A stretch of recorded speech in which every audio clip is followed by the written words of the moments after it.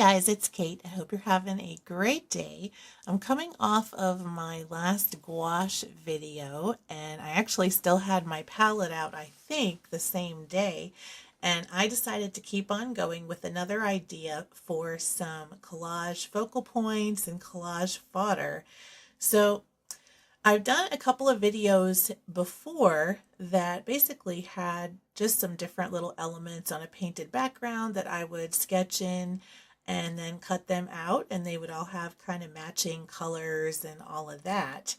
But for this one, I decided to do kind of a bit of a series. So I decided to do 3 pages, all with colors and kind of a matching theme.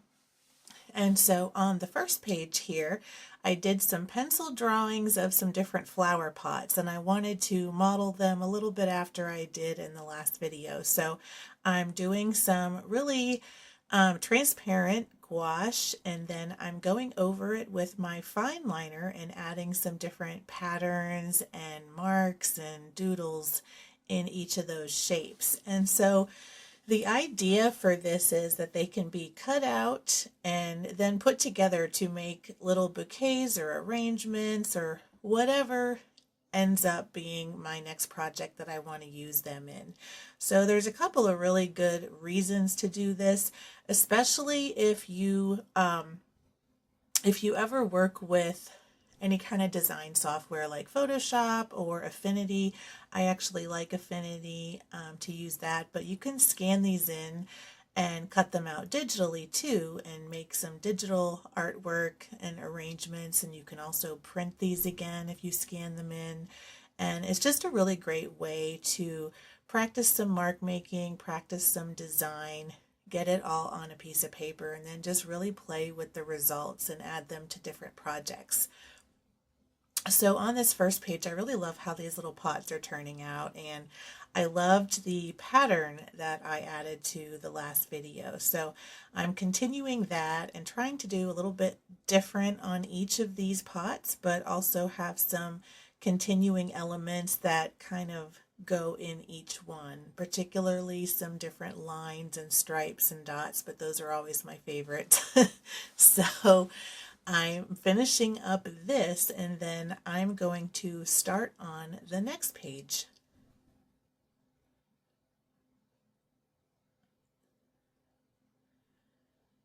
So on the next one, I just went straight in with the fine liner, and I'm doing a lot of different leaves and sprigs and branches, and I even did some single leaves, so if I want to just kind of stick them in somewhere, I can.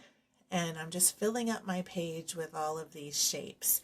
So I'm going in with some of that viridian, some of the yellow, and I'm going to do some different color blends, and I'm kind of reactivating some of those colors that dried up a bit on my palette, but I'm filling in all of these leaves. And similar to the pots, I'm sticking with just a couple of colors, but I am switching up the blending a little bit on them so that all of these will have some differences, so they will go nicely together, but they won't be all exactly the same. So we'll have, a little bit that kind of veer a little more brown, maybe some lighter, some darker, and then I'm also going to be coming back in and adding some marks over these as well. But I just wanted something that I could kind of mix and match with the flowers that I'm going to make on the next page, and then everything will just go together with those vases.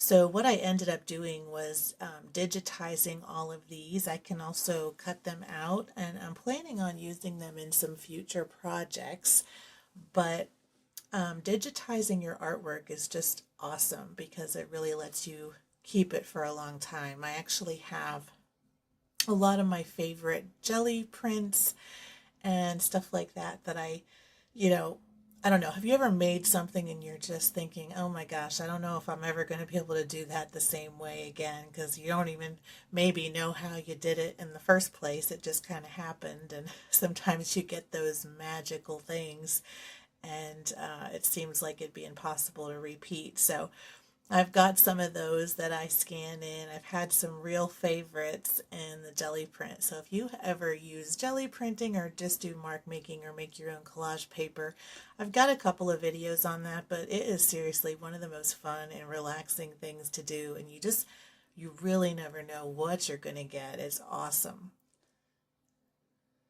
So I'm going through with my light colors here. And like you can see, I'm working pretty opaque with my gouache on this page so that we can get some nice texture.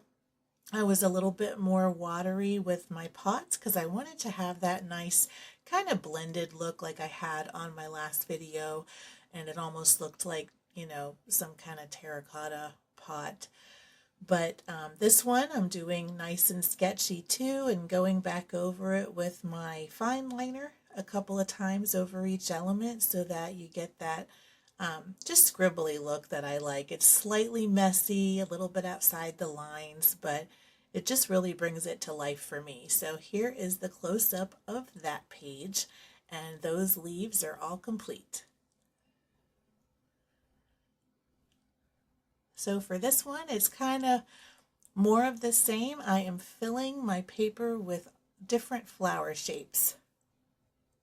So I'm just trying to get creative and do some things that I don't normally do. Making some little, almost like twigs with berries or little tiny flowers, some different petal shapes, and then just filling it all in and then making a couple of little tiny sprigs in those corners. And so I'm breaking out the nice bright reds and pinks for this one and filling in these flowers. And I'm going to also switch up some of my blending here too, but I'm going to keep the palette pretty limited. So I'll kind of change my paint ratios to get different shades, but I'm not going to be using a whole bunch of different colors here. And I will be adding some of that ultramarine blue, and we have those colors in the pots, and so these will also go really well with the pots. And so I'm just kind of doing the same thing that I did before. I'm filling in my base layer of paint and getting that main color going, and then I can go in and add some different highlights and patterns and marks and color in each of these flowers. And I did kind of a test bouquet after filming this, and I put some flowers and leaves in a pot, and I just really loved it. It actually would be great clip art or something like that, where you could kind of stick it on a printable or something like that. So it came out pretty nice.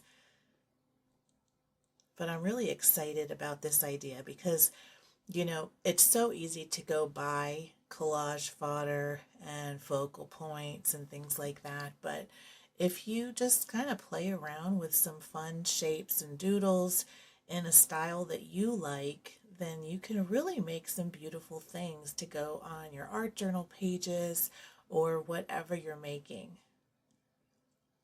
You know, by itself, one of these little flowers, you know, might not be impressive, but when you're putting it into a scheme, a color scheme or a background or a pattern, it just really adds that extra bit of life to it. And so it's really satisfying to kind of see those things come together. And it's nice to have these things pre-made to the side that you can just grab them whenever you want to. And it might not be that you make something in this style all the time, but if it's something that you might reach for one day, do it. Just have it, you know, in your little stash, and you'll just always have it available. So like with the leaves, I'm going over these with my fine liner too, and I just love the little pops of color and the pattern and everything. And I really hope that this gives you some ideas of some things that you can do. I've been kind of doing a lot of the florals lately, but I mean, the sky's the limit. You could do fish, you could do, I mean, trees, you could do anything, little birds, anything that kind of catches your eye. So here is the last close-up. I hope you enjoyed this video and try it yourself. Thank you for watching, and until next time, keep creating.